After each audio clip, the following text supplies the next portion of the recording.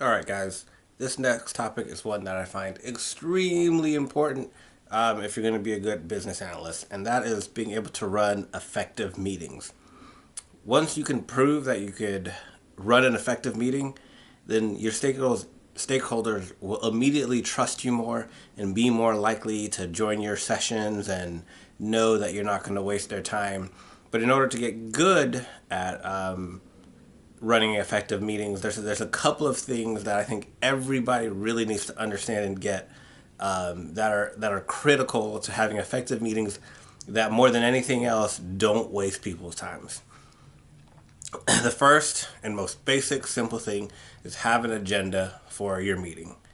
Just have an agenda. There's no debate about it. You should always have an agenda for your meeting. There's two ways to that having an agenda can really affect how productive your meeting is.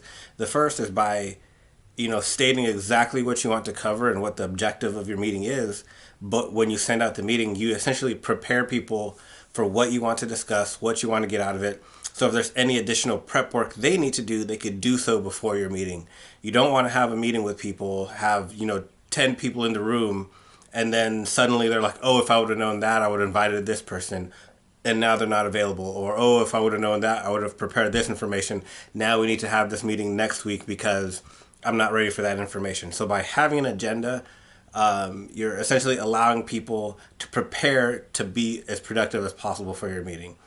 On kind of the other side of that, some people say, well, if you have an agenda, then people will look at what you have and say it's not worth their time and not show up. One, if you're writing an agenda that makes people feel that way, then you're probably not putting the right things in the agenda. And two, if you feel that you work with people like that, then another way you could use your agenda is to call out things that would make them feel as though if they didn't attend your meeting, you're going to make their life worse. So if you're connecting to an application or going to be impacting a certain process, just say something like, oh, we're going to change how we do everything, and everything is going to now be dependent on what you're doing. So either attend this meeting to make sure we do it right, or don't attend this meeting, and you're going to essentially suffer the consequences of it not being done correctly. So those are kind of two ways an agenda gets people in your meeting and ready to talk about what you need to talk about. One, by allowing them to be prepared, and two, by letting them know the things that you're going to impact, so they're motivated to come to your meetings. The second thing, which becomes even more important as you're either working with larger groups or discussing a complex topic, is being prepared with something visual to help guide and lead the conversation.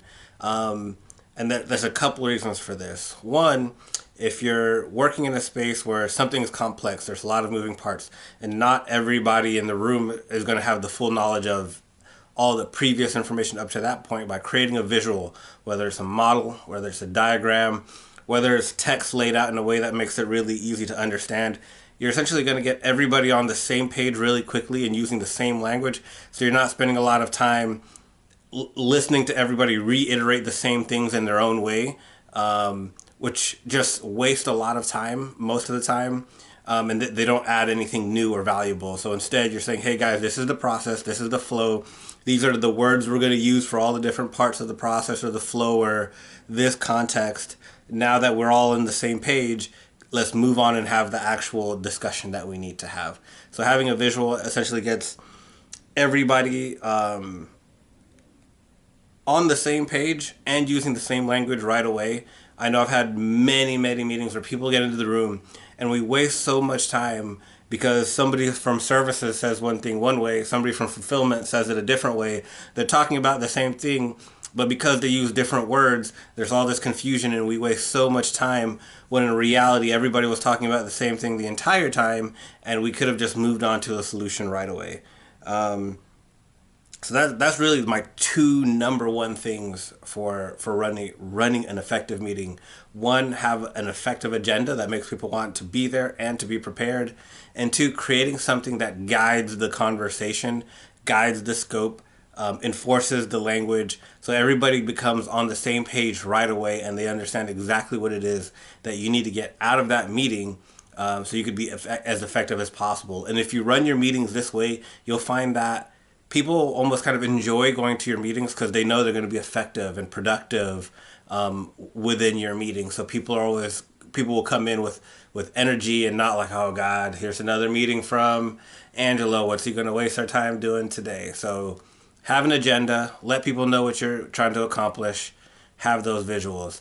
If you have any other questions or maybe some other tips for other BAs out there, leave them in the comments. And as always, subscribe so you can be up to date on the latest videos. And if you have a question, I might answer your question in the next video.